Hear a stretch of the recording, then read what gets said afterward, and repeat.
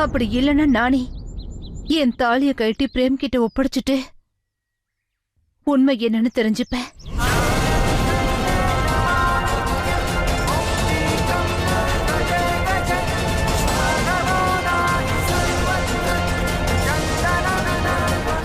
அப்புறம் முடிவு உன் கையில இருக்கு ரோகிணி. நீ என்ன பண்ணணும்னு யோசிச்சுக்கோ. போலாம் அமர்.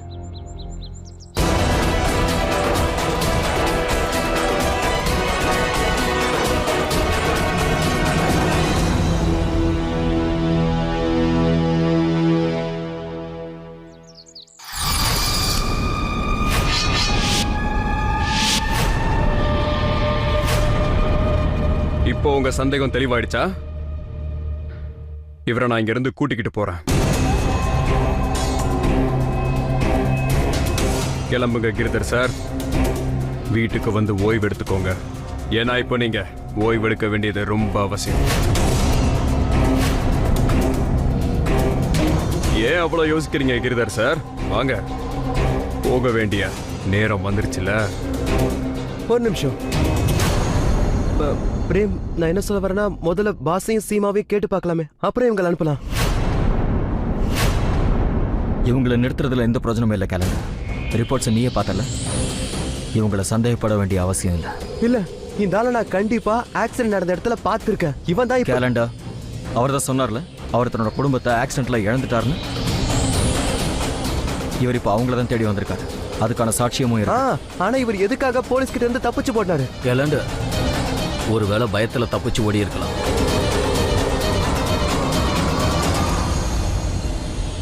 டாக்டர் சார், நீங்க இவரை தாராளமா கூட்டிட்டு போங்க. வாங்க.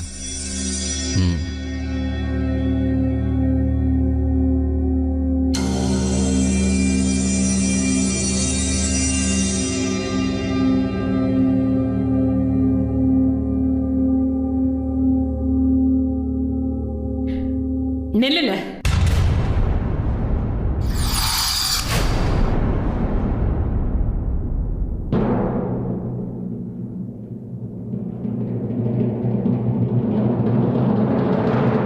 மன்னிச்சிருங்க, ஒரு தரம் உங்க கண்ணாடி கழட்டி முகத்தை காட்ட முடியுமா?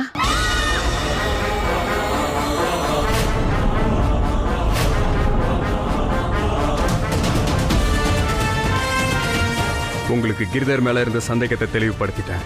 இப்போ என் மேலேயே சந்தேகம் வருதா பெரிய பாட்டி?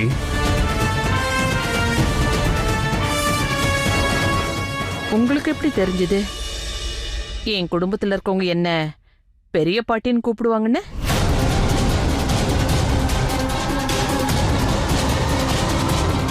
உங்க வயசை வச்சு பார்க்கும்போது உங்களை இப்படி கூப்பிடுறது தான் சரின்னு என் மனசுக்கு பட்டுச்சு.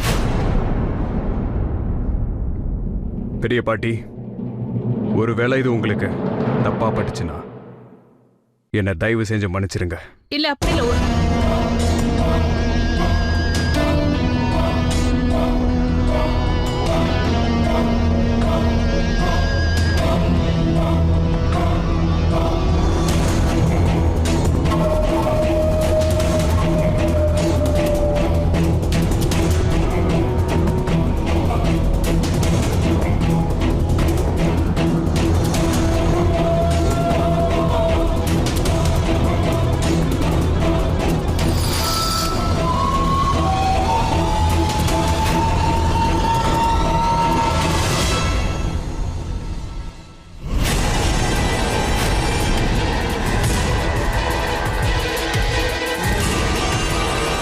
இந்த ராய் பகதூர் நம்ம வீட்டுக்கு எதுக்கு வந்துட்டு போறான்?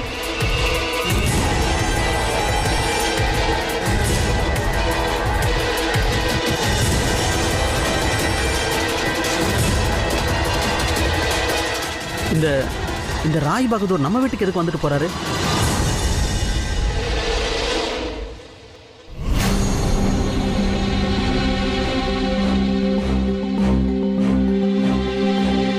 ரோஹிணி அண்ணி எங்க இன்னும் காணோம். இன்னொரு பக்கம் உங்க போனுக்கு லைன் கிடைக்க மாட்டேங்குது. என்ன பண்ணலாம்?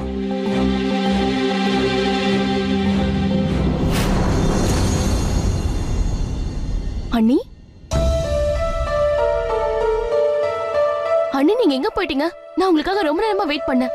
உங்க போனுக்கு லைன் கூட கிடைக்க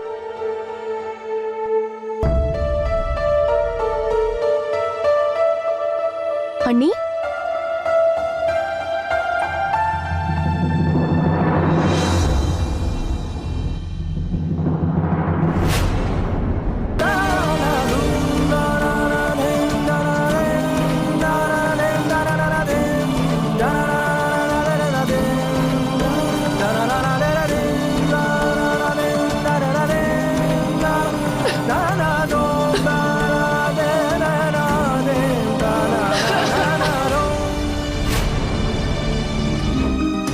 அந்த ராய் பகதூரோட முகம் எனக்கு எங்கேயோ பார்த்த மாதிரி தான் இருக்கு. ஞாபகம் மட்டும் வரவே மாட்டேங்குதே. யார் அவரு? கேலண்டர். சீமா,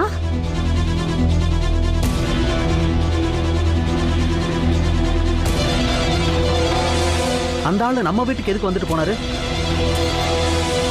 என்ன என் முகத்தையே பார்த்துட்டு இருக்க? ராய் பகதூர் நம்ம வீட்டுக்கு எதுக்கு வந்துட்டு போறாரு?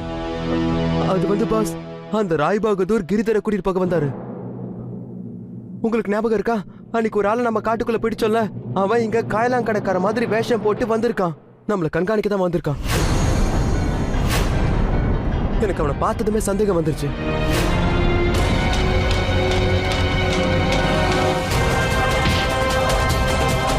இந்த ஆளை பத்தின உண்மை என்னன்னா, இவர் ஒரு பைத்தியம். கொஞ்ச நாளைக்கு முன்னாடி ஹைவே பக்கத்துல ஒரு காட்டுல இவர் தன்னோட மொத்த குடும்பத்தையும் ஒரு ஆக்சிடென்ட்ல இழந்துட்டாரு. ஆனா அவனை பிரேம் தான் போக விட்டுட்டாரு.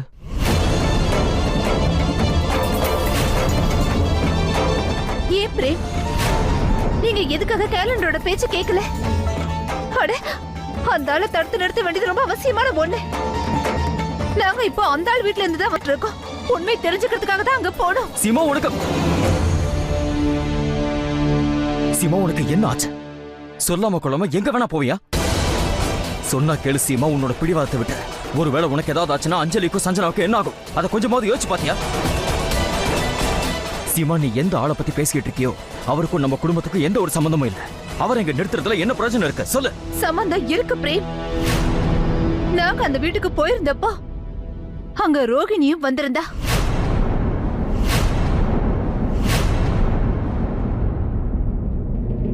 அது மட்டும் இல்ல, நாங்க அங்கதான் இருக்கோம்னு அவகிட்ட சொல்லவே இல்ல. ஆனா அவ கரெக்டா அங்க வந்தா.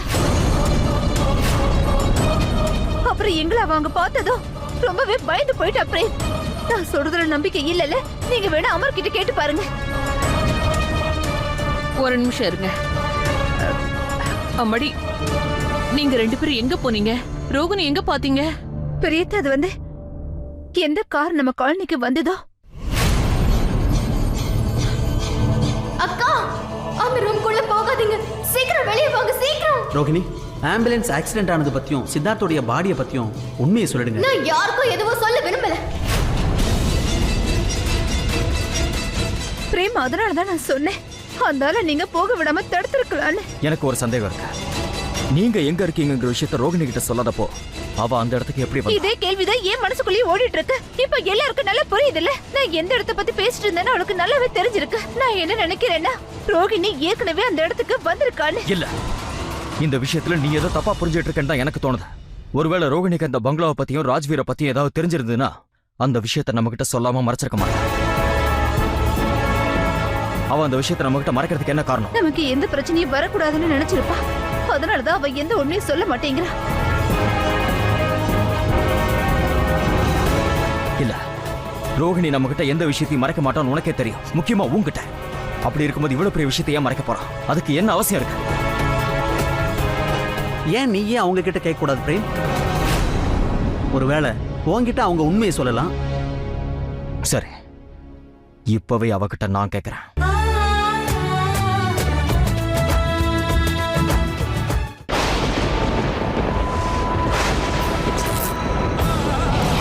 மாவீரன் கர்ணனின் கதை மாறுபட்ட கோணத்தில்.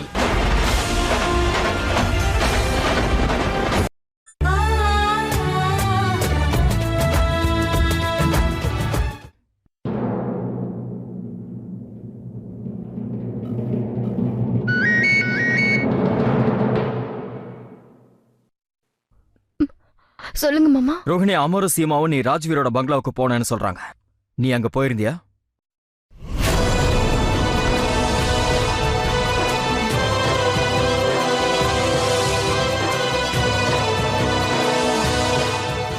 ரோஹிணி, நான் உங்ககிட்ட தான் கேட்டுட்டு இருக்கேன். நீ அங்க போனியா இல்லையா?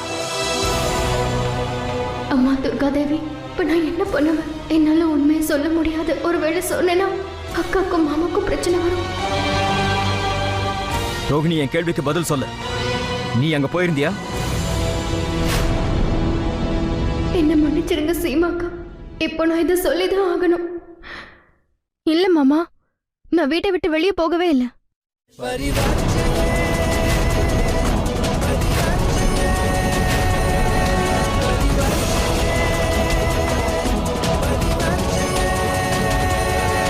என்ன மன்னிச்சிருங்கம்மா. இப்ப நானே நினைச்சாலும் என் அக்காவுக்கு உதவி பண்ண முடியாது. பிரேம், நான் சொல்றது நம்புங்க. ரோகிணி எங்க வந்தா? அமர், நீங்களும் ரோகிணியை பாத்தீங்கல்ல? ப்ளீஸ் நீங்க இவர்கிட்ட சொல்லுங்க. பிரேம், இங்க பாருங்க, ரோகிணி ஏதோ பிரச்சனையில மாட்டிட்டு இருக்கான்னு எனக்கு தோணுது. அதனாலதான் அவ வேற வழி இல்லாம நம்ம கிட்ட போய் சொல்லிட்டு இருக்கா. பிரேம், நீங்களும் நல்லா கவனிங்க. அவ எப்போ அந்த ஆம்புலன்ஸ பத்தியும் அந்த ஆக்சிடென்ட் பத்தியும் சித்தார்த் பாடி காணாம போனத பத்தியும் பேசினமோ அப்புறம் தான் ரொம்ப மாறிட்டா. அது மட்டும் இல்லாம இது எல்லாமே ஒண்ணு கூட சம்பந்தப்பட்டிருக்குன்னு எனக்கு தோணுது. ரோகிணியோட டென்ஷன் இது எல்லாமே இது கூட சம்பந்தப்பட்டிருக்குன்னு தான் எனக்கு. போதும்.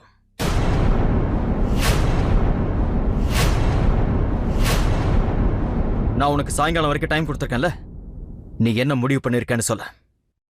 ஒருவேளை நீ இந்த இன்வெஸ்டிகேஷனை தொடர்வேன்னா உன் கழுத்துல இருக்கிற தாலியை கட்டி என் கையில கொடுத்துரு. அது முடியாதுன்னா இந்த விஷயத்தை இதோட விட்டுட்டு சாயங்காலத்துக்குள்ள ரோகிணியை வீட்டுக்கு கூட்டிட்டு வந்துடுறேன். பிரேம், சாயங்காலம் ஆகிறதுக்கு இன்னும் டைம் பாக்கி இருக்கு. ப்ளீஸ் பிரேம், விசாரணை நடத்துறதுக்கு எனக்கு கடைசியா நீங்க எப்படி ஒரு வாய்ப்பை கொடுத்தீங்களோ அதே மாதிரி எனக்கு இன்னொரு வாய்ப்பையும் கொடுங்க பிரேம். நானும் அமரும் மறுபடியும் அந்த ராய் பகதூர் வீட்டுக்கு போய் நல்லா தேடி பார்த்தா நிச்சயம் ஏதாவது ஆதாரம் கிடைக்கும்னு எனக்கு தோணுது பிரேம். ப்ளீஸ். உனக்கு என்ன புத்தி கட்டு போச்சா சீமா? பெர்மிஷன் இல்லாம இன்னொருத்தர் வீட்டை எப்படி சோதனை பண்ண முடியும்? அதுக்கு வாய்ப்பு இல்லைன்னு உனக்கு தெரியாதா? முடியும் பிரேம், முடியும். ஒருவேளை முடியாதுன்னா நாம் அதை முடிச்சு காட்டணும். அதுக்காக ராய் பகதரோட வீட்டை ஒரு தடவையாவது நம்ம சோதனை பண்ணி பார்க்கணும். ஏன்னா அங்க ரோகிணி நடந்துகிட்ட விதத்தை பார்த்து எனக்கு நம்பிக்கையே வந்துடுச்சு. எந்த உண்மையை நம்ம தேடிக்கிட்டு இருக்கோமோ அது அந்த வீட்டில் தான் நமக்கு கிடைக்க போகுது. அவர், நீ என்ன பேசிட்டு இருக்க? உனக்கு தான் எல்லாமே தெரியும்ல. ஒருத்தர் வீட்டை பெர்மிஷன் இல்லாம சோதனை போடுறது ஒரு கிரைம் தான். நாம அப்படி பண்ண முடியாது. நம்ம கட்டாயம் அப்படிதான் பண்ணணும் பிரேம்.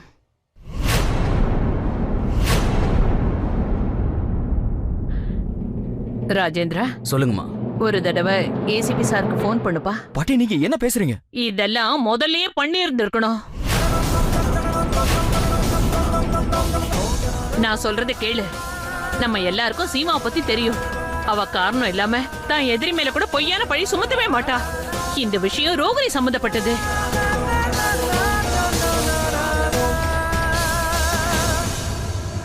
எனக்கு சீமா மேல நம்பிக்கை இருக்கு. நான் ஒன்னு சொல்லட்டா பிரேம்?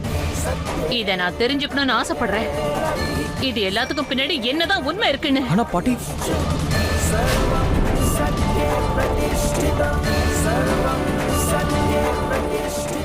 நான் ஏசிபி சார்ட்ட பேசிட்டு வரேன். சரிப்பா.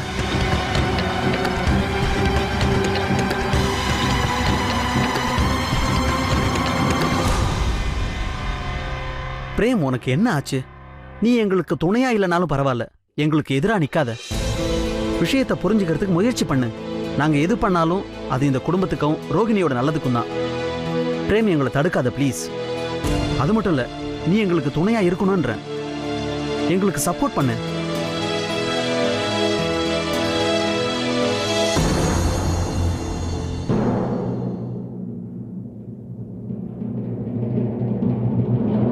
உங்களுக்கு இன்னும் 3 மணி நேரம் டைம் இருக்கு. அதுக்குள்ள எவ்வளவு விசாரிக்க முடியுமோ அவ்வளவு விசாரிச்சுக்கங்க. உங்களுக்கு ஹெல்ப் பண்ணணும்னு சொன்னல, இன்னும் 3 மணி நேரத்துல உண்மையை தெரிஞ்சுக்கணுங்கிற உங்க தலகணம் இறங்கிடும். அதுக்கப்புறம் நான் ஹெல்ப் பண்ண வேண்டிய அவசியம் இருக்காது. பிரேம், ரொம்ப நன்றி ஏசிபி சார். Thank you sir. அம்மா, நான் ஏசிபி சார்கிட்ட பேசிட்டு நம்ம ஆஃபீஸ்க்கு போய் இங்கே நடந்ததை எல்லாம் விவரமாக சொல்லணும். அதுக்கப்புறம் அப்படியே அங்கேருந்து ராய் பகதூர் வீட்டுக்கு போகிறோம். சரிப்பா. பிரேம், நீ எங்க கூட வரலப்பா? என்ன மன்னிச்சிருங்கப்பா. இவளுக்கு ஆணவம் ரொம்ப அதிகமாயிடுச்சு. இதுக்கு மேல விடக்கூடாது.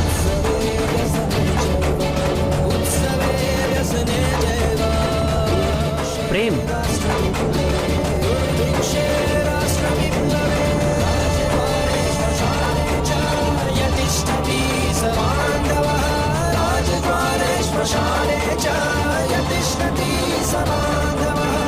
சீமா, எந்த விஷயத்திலயும் நீ ரொம்ப கவனமா நடந்துக்க.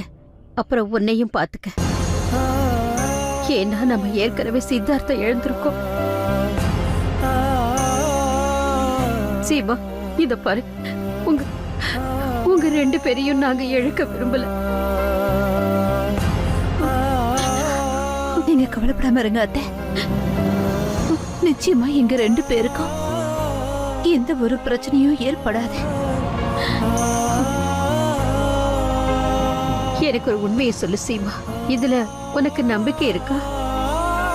நீ எந்த உண்மையை தெரிஞ்சுக்க விசாரிக்க போறியோ அது சரிதானே. நான் இப்ப என்ன பண்ணிட்டு இருக்கேன்னா, அது சரி எது தப்பு எதுன்னு கண்டுபிடிக்கிறதுக்காக இல்ல. அது எல்லாமே என் ரோகிணிக்காக மட்டும்தான். ஏன்னா அவளை இந்த மாதிரி வேதனையோட என்னால பார்க்க முடியல. எனக்கு தெரிஞ்சு நாம இப்ப கிளம்பி ஆகணும். ரொம்ப லேட் ஆயிட்டு இருக்கு. ஒரு நிமிஷம், நானும் உங்க கூட வரலான் இருக்கேன். நான் வர வேண்டியது ரொம்ப அவசியம். ஏன்னா அந்த ராய் பகதூரை கண்டிப்பா நான் பார்த்தே ஆகணும்.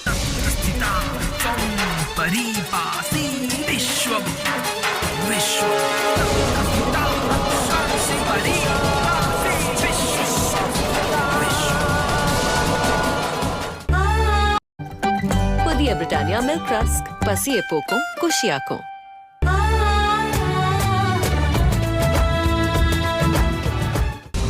நான் மிகப்பெரிய தப்பு பண்ணிட்டேன். என்ன மன்னிச்சிருங்க ராஜ்வீர் சார். தயவு செஞ்சு என்ன மன்னிச்சிருங்க.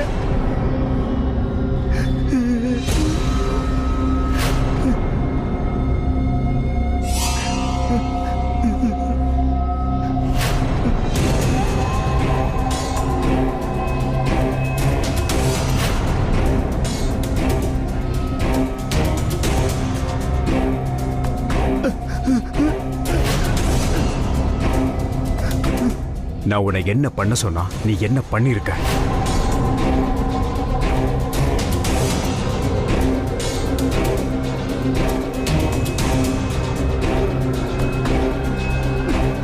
ராஜ்வீர் சார், நான் உங்களுக்கு சீக்கிரமா இன்ஃபார்ம் பண்ணலாம் தான் நினைச்சேன். அமரும் சீமாவும் இங்கதான் இருக்காங்கன்னு. ஆனா அதுக்குள்ள என் தாடி கலண்டு வந்துருச்சு. வாழ்க்கையில நீ கடைசியில எங்க வந்து நின்றுக்கனா? மரணத்துக்கு பக்கத்துல. ஏன்னா மரணம் தான் உனக்கு ரொம்ப நெருக்கமா இருக்கு.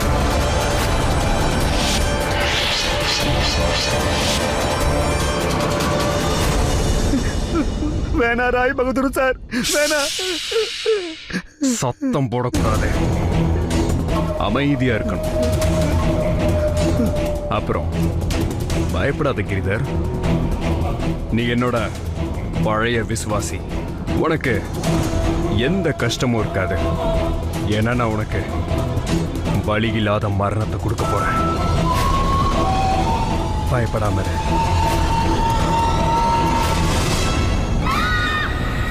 சரி அண்ணி.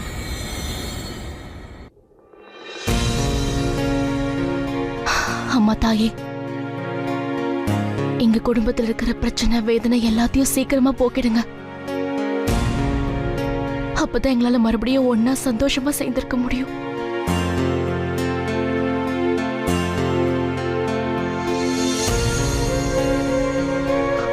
நீங்க நல்லா இருக்கீங்களா அண்ணி? நான் எதுக்காக கேக்குறேன்னா, நீங்க பிரேமண்ணா கிட்ட பேசும்போது ரொம்ப அழுதீங்க. நான் அதை பார்த்தேன். எதுவும் பிரச்சனை இல்லைல்ல? ஒன்னும் பிரச்சனை இல்லை. அண்ணி தப்பா நினைக்காதீங்க. நீங்க உண்மையிலேயே எங்க யார்கிட்டயும் எந்த விஷயத்தையும் மறைக்கலல்ல? இல்ல, நீ நினைக்கிற மாதிரி எந்த விஷயமும் இல்ல. இப்போ நான் ஏன் இவ்வளவு கவலையா இருக்கேன்னா, அக்காக்கும் எனக்கும் இருக்கிற இந்த இடைவெளிய நான் எப்படி சரி பண்ண போறேன்னு எனக்கு தெரியல. நான் என்னதான் பண்றது?